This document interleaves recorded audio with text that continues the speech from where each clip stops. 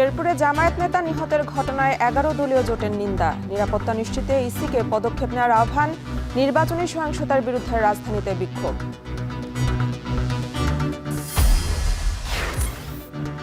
আজ উত্তরবঙ্গ যাচ্ছেন তারেক রহমান। অংশ নেবেন 3 জেলার নির্বাচনী জনসভায়। পরিবারতন্ত্রের বিজয় দেখতে চায় না জামায়াত। মহিলা সমাবেশে ডাক্তার শফিকুর। প্রচারণায় মাইক ব্যবহারের শিথিলতা সহ শিগগিরই পরিবর্তন আসছে নির্বাচনী আচরণবিধিতে। তদারকিতে ইসিকে আরও তৎপর হওয়ার তাগিদ।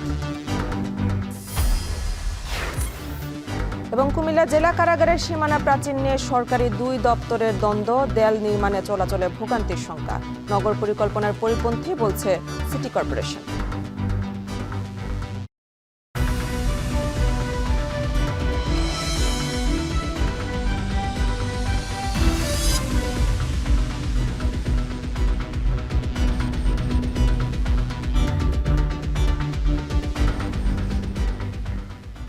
স্বাগত। এখন বাণিজ্যের পুরো আয়োজন জুড়ে সঙ্গে আছে আমি মেহেরিন অ্যানি। শেরপুরে উপজেলা প্রশাসনের আয়োজনে নির্বাচনী ইশতেহারের ঘোষণা অনুষ্ঠানে তুচ্ছ ঘটনায় বিএনপি ও জামায়াত কর্মীদের সংঘর্ষে নিহত হয়েছেন উপজেলা জামায়াতের সেক্রেটারি রেজাউল করিম। আহত হয়েছেন 2 দলের অর্ধশতাধিক নেতাকর্মী ও সমর্থক। এই ঘটনার জন্য শেরপুরের বিএনপির সাবেক এমপিকে দায়ী করেছেন স্থানীয় জামায়াত। তবে স্থানীয় বিএনপির দাবি, ভোটের পরিবেশ নষ্ট করতে জামায়াতই এমন ঘটনা ঘটিয়েছে। ঘটনার তীব্র নিন্দা জানিয়ে নির্বাচনী পরিবেশ নিশ্চিতে ইসি ও প্রশাসনকে কার্যকর পদক্ষেপ নেওয়ার আহ্বান জানিয়েছে 11 দলীয় ঐক্য। বিস্তারিত হারুনুর রশিদের প্রতিবেদনে। বুধবার শেরপুর 3 ঝিনাইগাতি আসনে সব দলের প্রার্থীদের একই মঞ্চে ইশতেহার ঘোষণা অনুষ্ঠানের আয়োজন করেছিল উপজেলা প্রশাসন। আয়োজনে অংশ নেয় জামাত ও বিএনপি। তবে চেয়ারে বসা নিয়ে 2 পক্ষের বাকবিতণ্ডায় বাধে বিপত্তি। হঠাৎই ছড়িয়ে পড়ে উত্তেজনা, শুরু হয় সংঘর্ষ। আহত হন সংবাদকর্মী সহ উভয় পক্ষের অন্তত অর্ধশতাধিক মানুষ। সংঘর্ষে গুরুতর আহত হন শ্রীবর্দী উপজেলা জামাতের সেক্রেটারি মাওলানা রেজাউল করিম। রাতে ময়মনসিংহ মেডিকেল কলেজ হাসপাতালে নেয়ার পথে মৃত্যু হয় তার। এ বিষয়ে জামাত নেতারা অভিযোগ করে বলেন, অনুষ্ঠান থেকে বেরিয়ে ঝিনাইগাতি ত্যাগ করার সময় পথিমধ্যে প্রশাসনের সামনেই বিএনপি প্রার্থী মাহমুদুল হক রুবেলের নির্দেশে তার অনুসারীরা জামাতের নেতাকর্মীদের ওপর হামলা চালায়। এ সময় জামাতের কয়েকজনকে তুলে নিয়ে মারধরের অভিযোগও করেন তারা। অতর্কিতভাবে প্রশাসনের উপস্থিতিতে আমাদের জামাত শিবির ভাইদের উপর হামলা করে। এই হামলা করা অবস্থায় এবং আমাদের কিছু ভাইদেরকে তুলে নিয়ে ঘরে নিয়ে নির্যাতন করে। এই বিএনপির এই নির্মম হামলায় এভাবে আমার ভাই মৃত্যুবরণ করবে আমি কল্পনাও করতে পারি নাই। শেরপুর 3 আসনের সাবেক সংসদ সদস্য জনাব মাহমুদুল হক রুবেল সাহেব, তিনি স্বয়ং এই সন্ত্রাসীদের মাঝে উপস্থিত থেকে শ্রীবর্দী, ঝিনাইগাতি এবং শেরপুরের সন্ত্রাসীদেরকে দিয়ে এই ঘটনা ঘটিয়েছেন। আমি এই ঘটনার তীব্র নিন্দা জানাই এবং আইন শৃঙ্খলা রক্ষাকারী বাহিনীর দৃষ্টি আকর্ষণ করছি এর প্রয়োজনীয় ব্যবস্থা গ্রহণ করার জন্য। অন্যদিকে এ ঘটনার জন্য জামাতকেই দায়ী করেন শেরপুর 3 আসনের বিএনপি প্রার্থী মাহমুদুল হক রুবেল। বলেন, নির্বাচনকে পেছানোর ষড়যন্ত্রের অংশ হিসেবে জামাত পরিকল্পিতভাবে এই ঘটনা ঘটিয়েছে। তাদের সঙ্গে স্টিক ছিল, লাঠি ছিল এবং চেয়ার। এই চেয়ারগুলি দিয়ে, স্টিক দিয়ে, লাঠি দিয়ে তারা আমাদের লোকজনকে আহত করে। এই সহিংস ঘটনা পিছনে জামাত সুপরিকল্পিতভাবে নির্বাচনটাকে প্রতিহত করার জন্য, বিলম্বিত করার জন্য, নির্বাচনের পরিবেশ নষ্ট করার জন্য তারা এই উদ্যোগ গ্রহণ করছে। এদিকে এই ঘটনায় দৃষ্টান্তমূলক শাস্তির দাবি জানিয়েছেন জামাত আমির ডাক্তার শফিকুর রহমান। বলেন, কোনো গরিমসি জাতি বরদাস্ত করবে না। সংঘর্ষে আহত অনেককে উপজেলা স্বাস্থ্য কমপ্লেক্স, জেলা সদর হাসপাতাল ও ময়মনসিংহ মেডিকেল কলেজ হাসপাতালে ভর্তি করা হয়। এ ঘটনায় এলাকায় বিরাজ করছে চরম উত্তেজনা। হারুনুর রশিদ, এখন, ময়মনসিংহ। শেরপুরে জামায়াত নেতা হত্যা ও নির্বাচনী প্রচারে নারীদের হেনস্থার প্রতিবাদে বুধবার মধ্যরাতে ঢাকা বিশ্ববিদ্যালয়ে বিক্ষোভ করেছেন ডাকসু নেতারা। এ সময় ভিপি সাদেক কায়েম অভিযোগ করেন 12 ফেব্রুয়ারির আগেই বিএনপি পরাজিত হওয়ার ভয়ে হত্যার পথ বেছে নিয়েছে। এ সময় হত্যাকাণ্ডে জড়িত নির্বাচনী প্রচারণায় নারী হেনস্থাকারীদের গ্রেফতারের দাবি জানান বিক্ষোভকারীরা। এ ঘটনায় বিক্ষোভ হয়েছে জগন্নাথ বিশ্ববিদ্যালয় সহ বিভিন্ন প্রতিষ্ঠানে। হাসান আল মাহমুদের প্রতিবেদন। বুধবার মধ্যরাতে উত্তাল ঢাকা বিশ্ববিদ্যালয়। শেরপুরে জামাত নেতাকে কুপিয়ে হত্যার বিচার ও নির্বাচনী গণসংযোগে নারী কর্মীদের উপর হামলার প্রতিবাদে বিশ্ববিদ্যালয়ের ভিসি চত্বর থেকে মিছিল করেন ডাকসু নেতারা। এ সময় হত্যাকাণ্ডের বিচার, সহিংসতা বন্ধে বিভিন্ন স্লোগান দেন শিক্ষার্থীরা। হলপাড়ার বিভিন্ন রাস্তা ঘুরে রাজু ভাস্কর্যে শেষ হয় বিক্ষোভটি।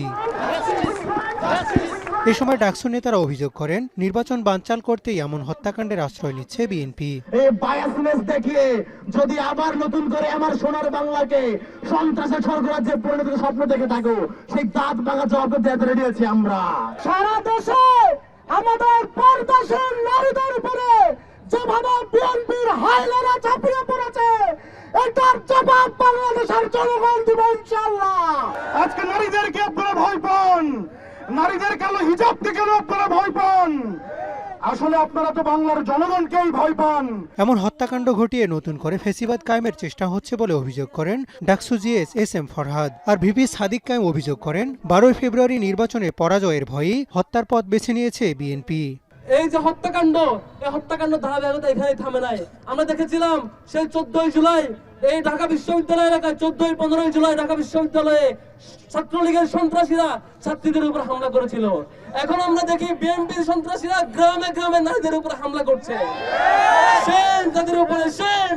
এই বিএনপি 12 ফেব্রুয়ারি পর্যন্ত যাওয়ার আগে তারা আগেই পরাজয় মেনে নিয়েছে। আমরা চাই আপনারা আগে থেকে পরাজয় বরণ করার দরকার নেই। আপনার দলকে আপনি সংস্কার করেন, জুলাই বিপ্লবের যে আকাঙ্ক্ষা, শহীদদের যে আকাঙ্ক্ষা সেটাকে ধারণ করেন। সন্ত্রাসী যে আছে, নারী হেনস্থাকারী যারা আছে, তাদেরকে আইডেন্টিফাই করে তাদেরকে বিচারের আওতায় নিয়ে আসেন। এদিকে একই দাবিতে বুধবার মধ্যরাতে বিক্ষোভ হয়েছে জগন্নাথ বিশ্ববিদ্যালয়ে। এমন হত্যাকাণ্ড ঘটতে থাকলে নির্বাচন নিয়ে শঙ্কার কথাও জানান শিক্ষার্থীরা। হাসান আল মাহমুদ, এখন, ঢাকা। দীর্ঘ 22 বছর পর দলীয় প্রধান হয়ে প্রথমবারের মতো আজ রাজশাহী সফরে যাচ্ছেন বিএনপির চেয়ারম্যান তারেক রহমান। নাটোর, রাজশাহী, চাঁপাইনবাবগঞ্জ 3 জেলায় হবে জনসভা। সমাবেশ উপলক্ষে রাজশাহী নগরীর মাদ্রাসা মাঠে এরই মধ্যে মঞ্চ তৈরি সহ সব প্রস্তুতি শেষ করেছে বিএনপির নেতাকর্মীরা। বিস্তারিত রাকিবুল হাসানের প্রতিবেদনে। ঐতিহাসিক মাদ্রাসা ময়দানে মোট 11টি জনসভা করেছে প্রয়াত চেয়ারপারসন বেগম খালেদা জিয়া। এবার ছেলে তারেক রহমান প্রথমবারের মতো দলীয় প্রধান হয়ে আসছেন রাজশাহীতে। জনসভার বক্তব্য রাখবেন সেই মাদ্রাসা ময়দানে। সেজন্য প্রস্তুত হয়েছে মঞ্চ। ডগ স্কোয়াড দিয়ে পরীক্ষা নিরীক্ষা শেষ করেছে আইন শৃঙ্খলা বাহিনী। দূরের দর্শকদের জন্য বসানো হয়েছে 4টি LED স্ক্রিন। নগরের বিভিন্ন এলাকায় থাকছে মাইকে বক্তব্য প্রচারের ব্যবস্থা। বিএনপি চেয়ারম্যান আসবেন তাই উচ্ছ্বসিত নেতাকর্মীরা। 50 থেকে 60 লক্ষ লোক হবে, আমরা এখানে জায়গা দিতে পারবো না। সকল শ্রেণীর পেশার মানুষের পাশে দাঁড়িয়েছেন এবং আমাদেরকে নির্দেশনা দিয়েছিলেন। ফলে সারা বাংলাদেশে মানুষের আবেগ কিন্তু অন্যরকম ভাবে একটা ভিতরে কাজ করছে। এই সমাবেশটি আসলে একটি ঐতিহাসিক সমাবেশ হিসেবে রাজশাহীতে রূপান্তরিত হবে। এই লক্ষ লক্ষ মানুষ তাকে আনন্দে বরণ করে নেবে। জনসভা উপলক্ষে সংবাদ সম্মেলনে বিএনপি নেতা মিজানুর রহমান মিনু বলেন, তারেক রহমানের মাধ্যমে রাজশাহীর উন্নয়ন ও অগ্রগতির স্বপ্ন বাস্তবায়ন হবে এবং নির্বাচনে এই বিভাগে ভালো করবে দলীয় প্রার্থীরা। ম্যাডামের সুনিপুণ কর্মের মধ্য দিয়ে রাজশাহী মহানগরী একটি নতুন রূপ লাভ করেছিল, কিন্তু আমরা দেখেছি যে পরবর্তী 17 বছর রাজশাহী অবহেলিত, বঞ্চিত এবং অপমানিত হয়েছিল। 38টি আসনে ইনশাআল্লাহ সর্বময় বিজয় সুনিশ্চিত করবে। আশেপাশের জেলাগুলো থেকে সমাবেশে যোগ দেবে কয়েক লাখ নেতাকর্মী ও সমর্থক। বেলা 12টায় বিমানযোগে রাজশাহী পৌঁছে দুপুর 12:30টায় মঞ্চে বক্তব্য রাখবেন বিএনপি চেয়ারম্যান তারেক রহমান। আমাদের প্রাণপ্রিয় নেতা ঐতিহাসিক মাদ্রাসা মাঠে উপস্থিত হয়ে বক্তব্য রাখবেন। এখানে 12টায় ভাষণে উপস্থিত হবেন। That is final. জনসভা মঞ্চে রাজশাহী, নাটোর, চাঁপাইনবাবগঞ্জের সকল প্রার্থীর হাতে ধানের শীষ প্রতীক তুলে দিবেন তারেক রহমান। পরে সভা শেষে নওগাঁ হয়ে বগুড়ায় যাবেন তিনি। রাকিবুল হাসান, এখন রাজশাহী। এদিকে জনসভা সফল করতে এরই মধ্যে রাজশাহীর ঐতিহাসিক মাদ্রাসা মাঠে জড়ো হতে শুরু করেছেন নেতাকর্মীরা। এ নিয়ে আরও জানাতে মাদ্রাসা মাঠ থেকে যুক্ত আছেন সহকর্মী জাওয়াদ মাহমুদ। জাওয়াদ, তারেক রহমানের জনসভা ঘিরে নেতাকর্মীদের সমাগম কেমন দেখছেন আর সার্বিক প্রস্তুতি সম্পর্কে জানাবেন।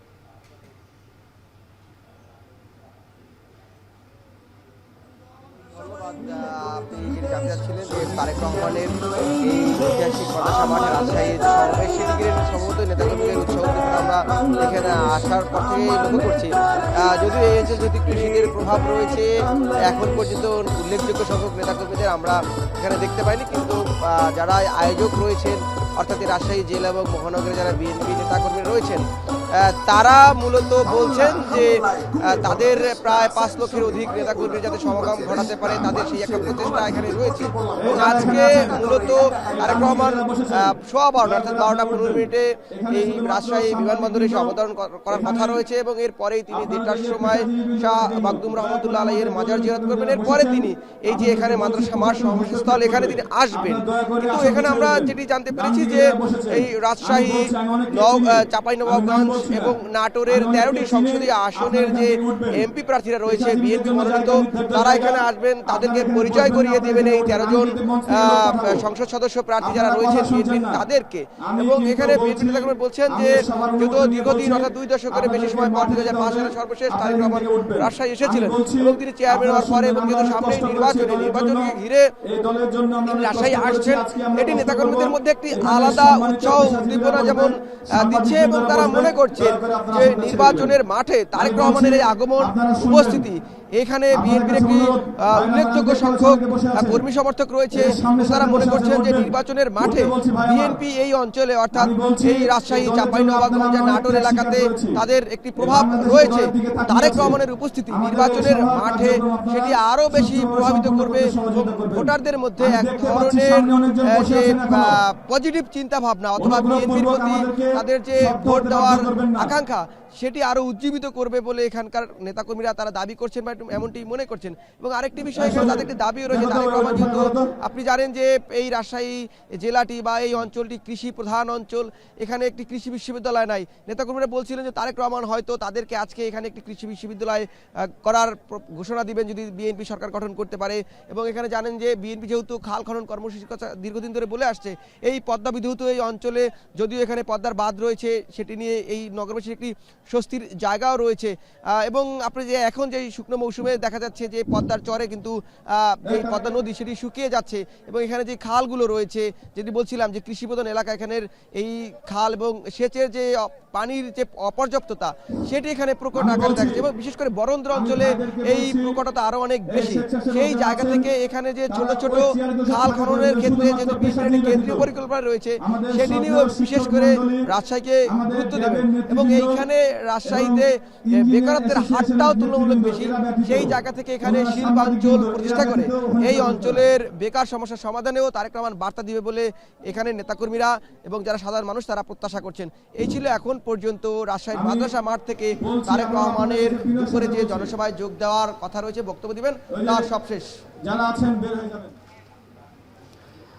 রাজশাহী থেকে যুক্ত ছিলেন সহকর্মী জাওয়াদ মাহমুদ।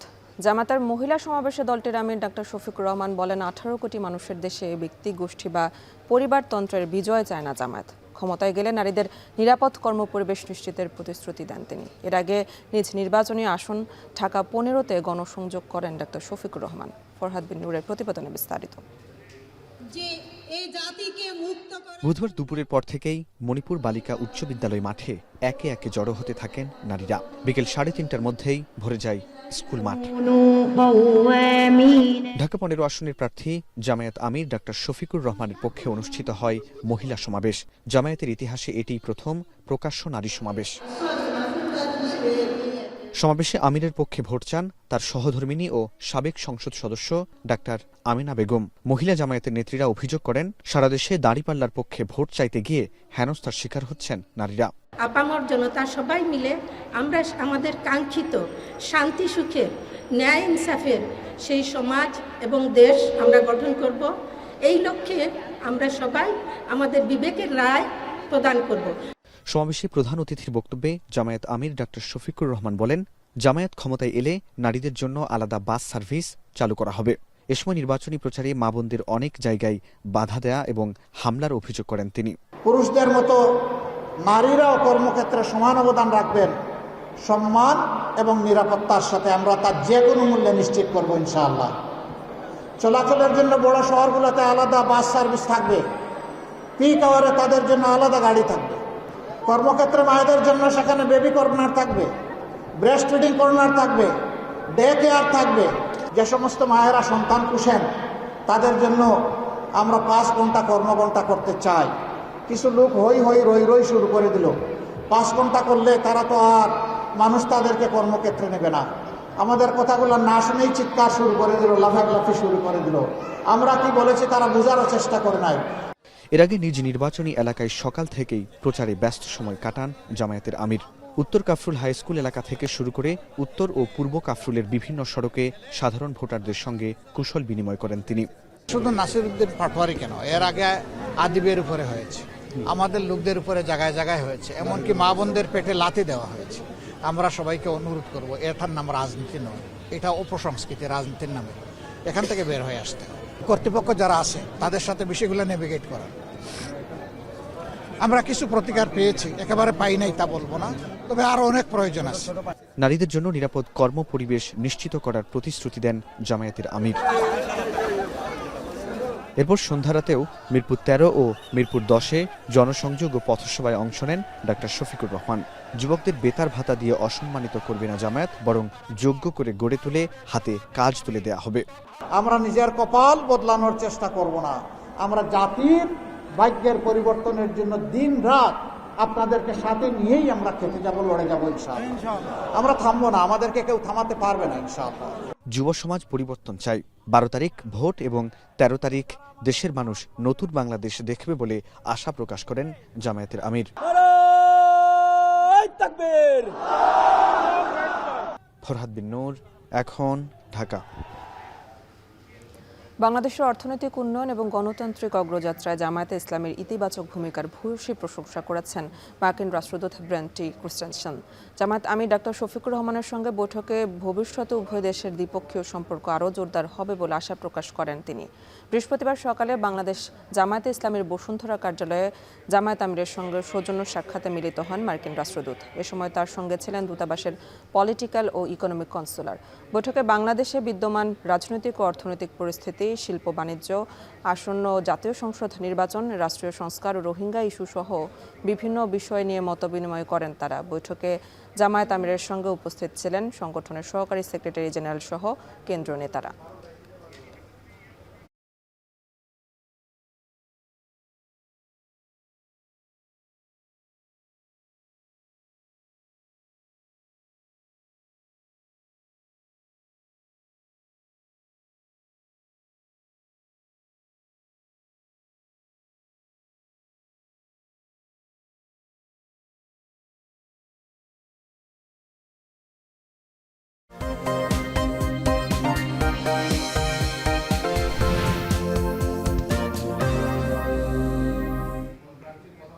ত্রয়োদশ জাতীয় সংসদ নির্বাচনকে ঘিরে প্রার্থীদের প্রচার প্রচারণায় মুখরিত হয়ে উঠেছে ইলিশের বাড়ি চাঁদপুর।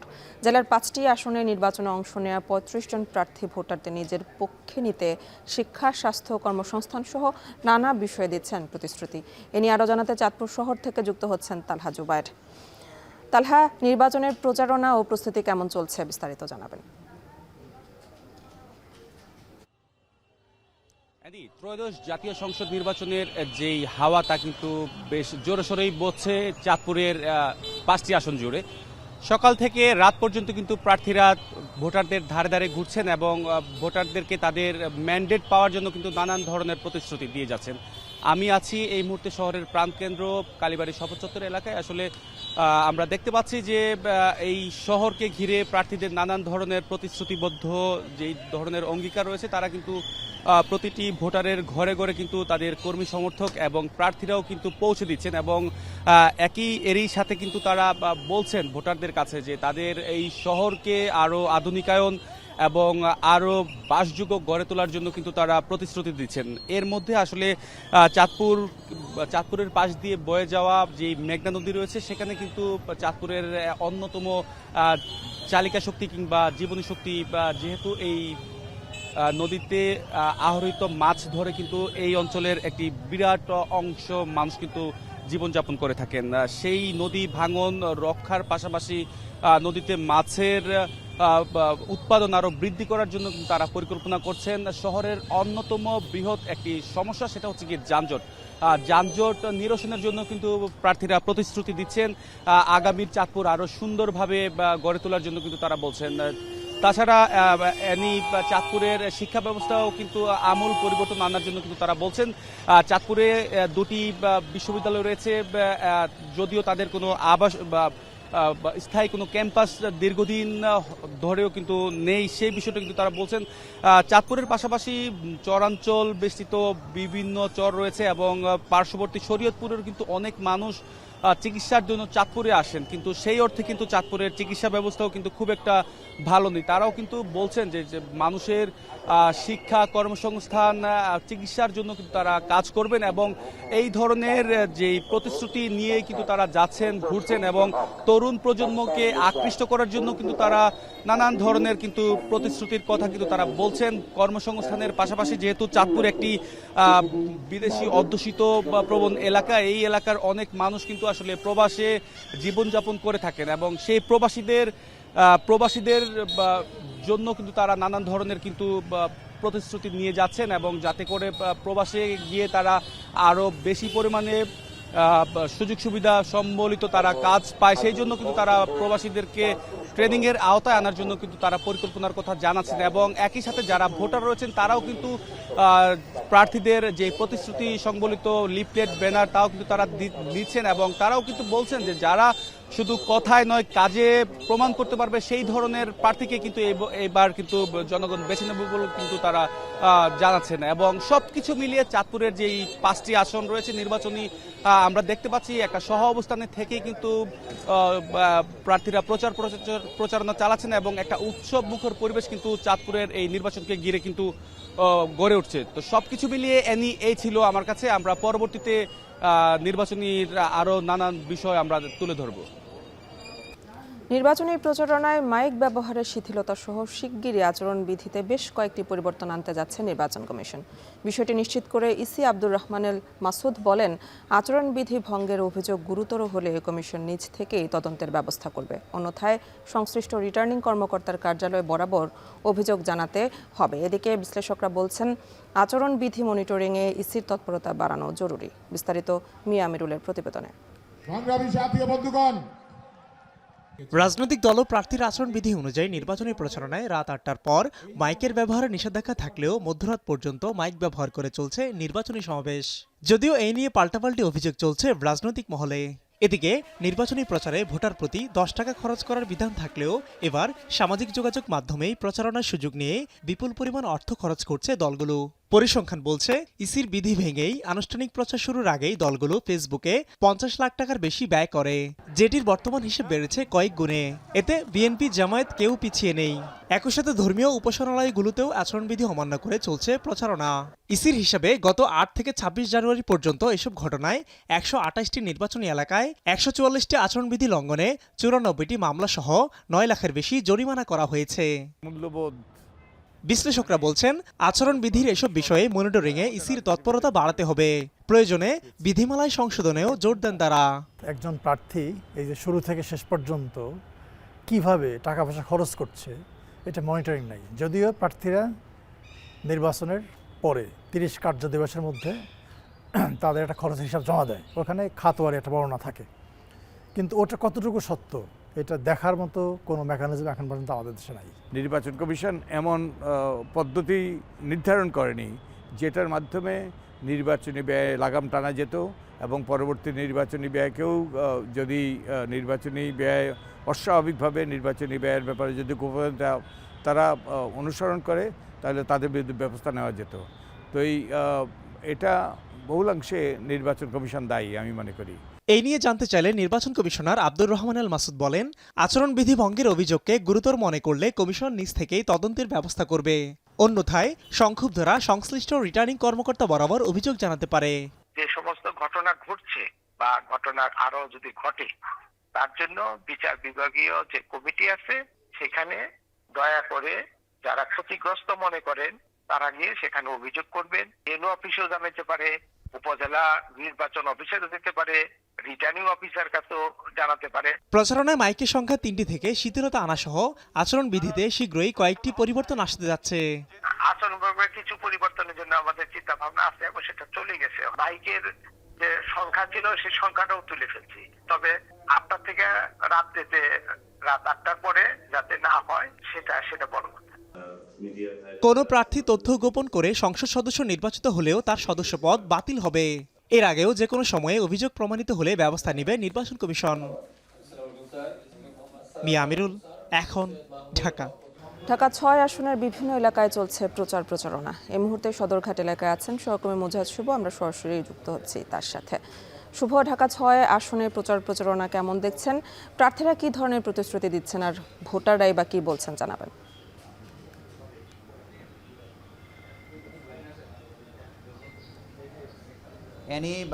সরু অলিগলি আর তীব্র যানজটের কারণেই পরিচিত ঢাকা 6 আসন।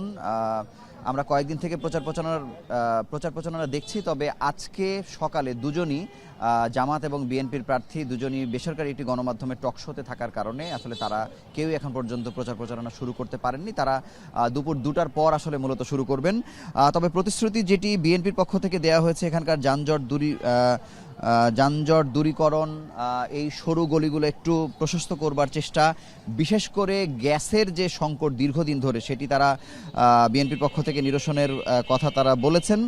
আর জামাতের পক্ষ থেকে আসলে দুটি বিষয় খুব গুরুত্ব দেওয়া হয়েছে, যে সদরঘাট এলাকাকে কেন্দ্র করে ব্যাপক চাঁদাবাজির ঘটনা ঘটে, এই চাঁদাবাজি তারা বন্ধ করতে চান এবং এই আসনে তেমন কোনো হাসপাতাল না থাকার কারণে, যদিও পাশের আসনে ঢাকা 7 আসনে মিটফোর্ড হাসপাতাল আছে, এখানে তারা একটি হাসপাতাল স্থাপন করতে চান। একই সঙ্গে এই আসনে গ্যাসের যে সংকট সেটি দুটি দলের পক্ষ থেকে আসলে বলা হয়েছে, তারা সংকট দূরীকরণ এগুলো হচ্ছে সংকট সমাধান করতে চান। তবে জামাতের পক্ষ থেকে বলা হয়েছে যে একটি বক্তব্যে ইশরাক হোসেন বলেছেন যে আমরা যদি চাই তাহলে জামাতের কোনো নেতাকর্মীকে মাঠে নামতে নাও দিতে পারি, আমরা যদি চাই। এই কথাটি ঘিরে আসলে তারা অনেক কথা বলার চেষ্টা করছেন এবং নেতাকর্মীদেরকে কাউকে হুমকি দিয়েছেন বলে তারা অভিযোগ করেছেন, যদিও এই ব্যাপারে ইশরাক হোসেনের কাছ থেকে আমরা কোনো বক্তব্য পাইনি। এবং বলা যায় যে ঢাকা 6 আসনের যে সমস্যাগুলো আছে একেবারে চিহ্নিত এবং বহুদিনের সমস্যা। এই সমস্যা সমাধান কে আসলে কতটুকু করবেন, যিনি নির্বাচিত হবেন তার কাছ থেকে আসলে তখন প্রত্যাশা করা যাবে। তবে এখন পর্যন্ত প্রচারণার কিছুই তাদের কোনো নেতাকর্মী বা সমর্থক দুই দলের পক্ষ থেকে আমরা এখন পর্যন্ত দেখিনি। তো এই ছিল এখানকার সবশেষ খবর। এনি ঢাকা 6 আসনের প্রচারণার খবর জানাচ্ছিলেন মুজাহিদ শুভ। ত্রয়োদশ জাতীয় সংসদ নির্বাচনকে কেন্দ্র করে খুলনা অঞ্চলের সব আসনের প্রার্থীদের প্রচারণায় মুখর নির্বাচনী এলাকা। ভোটারদের কাছে বিভিন্ন প্রতিশ্রুতি নিয়ে যাচ্ছেন প্রার্থীরা। এই মুহূর্তে খুলনা 5 আসনের ডুমুরিয়া বাজার এলাকায় জনসংযোগ করছেন জামায়াত প্রার্থী মিয়া গোলাম পরোয়ার। সেখান থেকে যুক্ত আছেন সহকর্মী তরিকুল ইসলাম। তরিকুল, নির্বাচনী প্রচারণায় কি বলছেন প্রার্থীরা জানাবেন।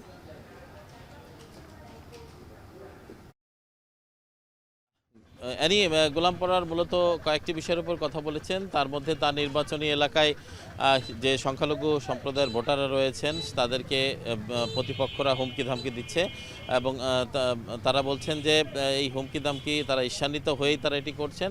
তারা গোলাম পরোয়ার তিনি বলেছেন যে যেহেতু এখানে জামাতের অবস্থান বা তার প্রতীকের অবস্থান এখানে ভালো, সেইটাকে তারা মেনে নিতে পারছেন না, এই কারণে পেশি শক্তি প্রয়োগ করা হয়েছে। একই সাথে তিনি যে শেরপুরে গতকালের যে ঘটনা এবং এখানে যে মাওলানা রেজাউল করিম যার মৃত্যু হয়েছে যে প্রতিপক্ষের হামলায় বা বিএনপির হামলায়, সেই ঘটনায় তিনি তীব্র নিন্দা প্রকাশ করেছেন এবং তিনি এই ধরনের ঘটনা পুনরাবৃত্তি হলে নির্বাচন হওয়া নিয়ে তিনি শঙ্কা প্রকাশ করেছেন এবং তিনি বলছেন যে এই ধরনের ঘটনা যদি পুনরাবৃত্তি হয় তাহলে এই নির্বাচন হবে কিনা সেই ব্যাপারে তিনি শঙ্কা প্রকাশ করেছেন এবং তিনি সবাইকে শান্ত থাকার জন্য তিনি আহ্বান জানিয়েছেন। পাশাপাশি বিএনপির যারা রয়েছেন তাদের প্রতিও তিনি আহ্বান জানিয়েছেন যে তারা এই মুহূর্তে যেন কোনো সংঘর্ষে না জড়ান এবং সেই ক্ষেত্রে এখানকার দেশের পরিস্থিতি এবং সেখানে নির্বাচনের পরিবেশ বিনষ্ট হবে এবং এই নির্বাচনটি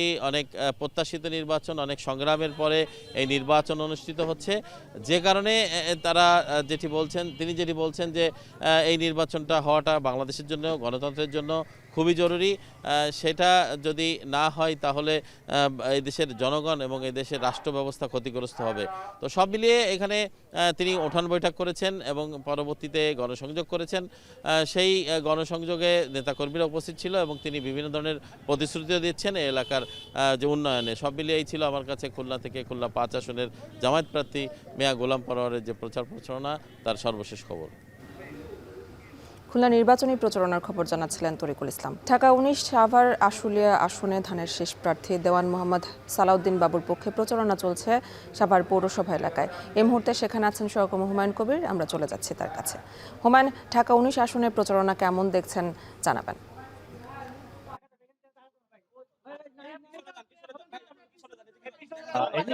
ত্রয়োদশ জাতীয় সংসদ নির্বাচনের সময় যতই ঘনিয়ে আসছে আমরা দেখতে পাচ্ছি প্রচারণার মাত্রাও কিন্তু বাড়ছে। বিএনপি সহ অন্যান্য দলগুলো যারা রয়েছে তারা কিন্তু সকাল থেকে সন্ধ্যা অবধি প্রচারণা চালিয়ে যাচ্ছেন। বিশেষ করে বিএনপির প্রার্থীর পক্ষে যে প্রচারণা সেটি কিন্তু দৃশ্যমান হচ্ছে এবং জোরসোরে বিএনপির প্রার্থীরা প্রচারণা চালাচ্ছে। যদিও এনসিপি, স্বতন্ত্র, এলডিপি সহ বিভিন্ন ৮টি দলের প্রার্থীরা কিন্তু এখানে প্রতিদ্বন্দ্বিতা করছেন, কিন্তু দৃশ্যমান প্রচারণা হিসেবে আমরা দেখতে পাচ্ছি বিএনপির প্রার্থী যারা তারাই কিন্তু এগিয়ে রয়েছেন। তারা বিভিন্ন মানুষের ভোটারদের ধারে ধারে যাচ্ছেন এবং প্রতিশ্রুতি দিচ্ছেন। আমরা এই মুহূর্তে সাভার পৌরসভা এলাকায় রয়েছি। এখানে ঢাকা জেলা বিএনপির সাবেক যুগ্ম সম্পাদক খোরশেদ আলমের নেতৃত্বে কিন্তু এখানে ধানের শীষের প্রার্থী ডাক্তার দেওয়ান মোহাম্মদ সালাউদ্দিন বাবুর পক্ষে প্রচারণা চলছে। এখানে পৌরসভার নেতৃবৃন্দ কিন্তু রয়েছেন, তার সাথে কয়েকশো কর্মী সমর্থক নিয়ে কিন্তু তিনি ধানের শীষের পক্ষে প্রচারণা চালাচ্ছেন। সব মিলিয়ে আসলে ধানের শীষের প্রার্থীরা কিন্তু যেমনটি বলছিলাম এগিয়ে রয়েছেন, তবে প্রচারণা কিন্তু সব দলের প্রার্থীরাই কম বেশি করছেন এবং তারা কিন্তু বিভিন্ন প্রতিশ্রুতি দিচ্ছেন সকাল থেকে সন্ধ্যা অবধি তারা, এবং বিশেষ করে মাদক মুক্ত, সন্ত্রাস মুক্ত এবং যানজট মুক্ত একটি সাভার উপহার দিবেন এমন প্রতিশ্রুতি কিন্তু তারা ভোটারদের কাছে দিচ্ছেন এবং এই সাভারকে কিভাবে সুন্দর এবং সুশৃঙ্খলভাবে পরিচালনা করা যায় তারা ক্ষমতায় আসলে সেটি বাস্তবায়ন করবেন এমন কথাই কিন্তু বলছেন। আর যদি একটু বলে রাখি, প্রার্থী নির্বাচনের আমেজ যে দীর্ঘ ১৭ বছর পর যে নির্বাচন অনুষ্ঠিত হবে সেই নির্বাচনের জন্য কিন্তু মুখিয়ে রয়েছে স্থানীয় ভোটাররা। ১৭ বছর পর তারা ভোট দেওয়ার জন্য যে একটি কাঙ্ক্ষিত সময়, সেটিকে ১২ তারিখ কখন আসবে সেই সময়টির জন্য কিন্তু স্থানীয় ভোটার যারা তারা মুখিয়ে রয়েছেন এবং ভোটের পরিবেশ কিন্তু স্বাভাবিক রয়েছে, একটা উচ্ছ্বাস কিন্তু বিরাজ করছে। কিন্তু সেই ধরনের উত্তাপ না ছড়ালেও কিন্তু সাভার আশুলিয়ার যে আসন সেই আসনে ভোটের পরিবেশ বিরাজ করছে। নেতারা এবং প্রার্থীরা কিন্তু তারা বিভিন্ন দলের প্রার্থী যারা রয়েছেন তারা কিন্তু ভোটারদের কাছে যাচ্ছেন এবং বিভিন্ন প্রতিশ্রুতি দিচ্ছেন। একটু যদি জানাতে চাই, সাভার এই আসনটিতে ৮টি ইউনিয়ন এবং একটি পৌরসভায় কিন্তু ৭,৪৭,০৭০ ভোট রয়েছে। তার মধ্যে অর্ধেক কিন্তু প্রায় অর্ধেক নারী ভোটার রয়েছে। নারী ভোটারদের ভোট।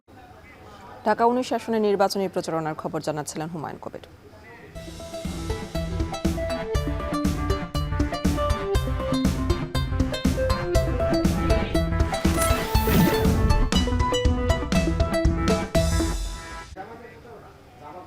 গাজীপুরের ৫টি আসনে নারীদের ভোট এবার পাল্টে দিতে পারে প্রার্থীদের জয় পরাজয়ের হিসাব।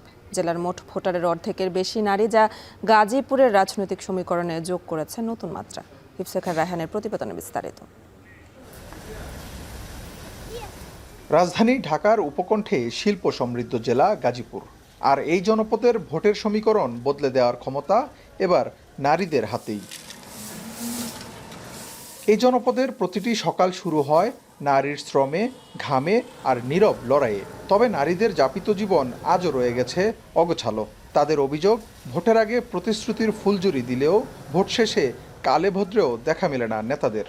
বুড়োর সময় কোচ আসি খালা আম্মা যায়েন আমনে করে দিহি আমরা সামনাতে কারা চাইবো এলে কয়ে নিয়ে ভোটটা দিয়ে হালা খবর কই না। ভোট হয়ে গেলে যদি এটা কোনো তাল বেতালের জন্য গেলে কয়টা দেওয়া আগে 10,000। 90-এর দশকে গার্মেন্টস শিল্প বদলে দিয়েছে বাংলাদেশের অর্থনীতি। দশকের পর দশক পেরিয়ে গেলেও বঞ্চনা কাটেনি নারী শ্রমিকদের। সবচেয়ে আগে দরকার যে আমরা নিরাপদে আসা যাওয়া করে কর্মস্থলে আসতে পারি, মন যেতে পারি। আমরা চাই এমন একটা সরকার দেশে আসুক, এমন একজন প্রতিনিধি আসুক যারা আমাদের দিকে খেয়াল রাখে। বিগত নির্বাচনগুলোতে রাজনৈতিক দলগুলোর ইশতেহারে নারীর ক্ষমতায়ন ও উন্নয়নের নানা প্রতিশ্রুতি থাকলেও বাস্তবায়ন হয়নি সিকিবাগও। তবে জুলাই অভ্যুত্থান পরবর্তী নতুন বাংলাদেশে প্রতিশ্রুতি আর বাস্তবতার মাঝের এই বিশাল ফারাক কমে আসবে এমন প্রত্যাশায় বুক বাঁধছেন নারীরা। যদি আমরা সবাই মনে করি যে সবাই সচেতন, তাহলে ভোটের ফলাফল নিঃসন্দেহে পাল্টে যাবে। আর যদি মনে করি যে না 3 ভাগের 1 ভাগ সচেতন, বাকি 2 ভাগই সচেতন না, সেক্ষেত্রে কিন্তু পাল্টাবে না, কিছুই পাল্টাবে না। নির্বাচনে গাজীপুরের 5টি আসনে নারী ভোটার অর্ধেকেরও বেশি। সংখ্যায় এগিয়ে থাকলেও প্রশ্ন থেকেই যায়, এই বিপুল নারী ভোট কি সত্যিই বদলে দেবে নির্বাচনের সমীকরণ? ইফতেখার রায়হান, এখন গাজীপুর। কলম্বিয়া উত্তরাঞ্চলে একটি যাত্রীবাহী ছোট বিমান বিধ্বস্ত হয়ে 15 আরোহী সবাই মারা গেছেন। বিমানটিতে 13 যাত্রী ও 2 ক্রু ছিলেন। বিমানের যাত্রী তালিকায় দেশটির আইন প্রণেতা ডায়োজেনেস কুইন্টেরো এবং আসন্ন কংগ্রেস নির্বাচনের প্রার্থী কার্লোস সালসেডোর নাম ছিল। দেশটির রাষ্ট্রীয় বিমান সংস্থা সাতেনা এক বিবৃতিতে জানিয়েছে, বুধবার স্থানীয় সময় দুপুর 12টা 5 মিনিটে ভেনেজুয়েলার সীমান্তের কাছে একটি পাহাড়ি অঞ্চলে বিমানটি বিধ্বস্ত হয়।